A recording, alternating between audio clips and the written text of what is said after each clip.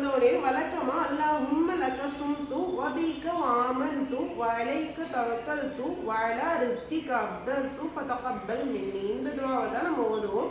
ஆனா இந்த துஆ ஓதிட்டு நம்ம பேரிச்சம்பழத்தை சாப்பிட்ட உடனே தண்ணியை குடிச்சிட்டு இன்னொரு துஆ ஓதணும் அப்படின்னா அதுக்கு அதிகமான சிறப்புகள் அல்லாஹ் தரேன் அப்படின்னு சொல்றான். அது என்ன துஆ அப்படின்னா தஹபல் வமாஉ வபதலத்தில் உரூகு வஸப்பத்தில் அஜ்ரு இன்ஷா அல்லாஹ். இந்த துஆக்கு என்ன அர்த்தம் அப்படின்னா நரம்புகள் நிறைந்து விட்டது, தாகம் தீர்ந்து விட்டது, கூலி உறுதியாகி விட்டது இன்ஷா அல்லாஹ் அப்படின்னு இந்த துஆவை ஓதும் போது அல்லாஹ் ரொம்பவும் சந்தோஷப்படுறான், நம்மளுக்கு அதிகமான நன்மைகளை கொடுக்குறான்.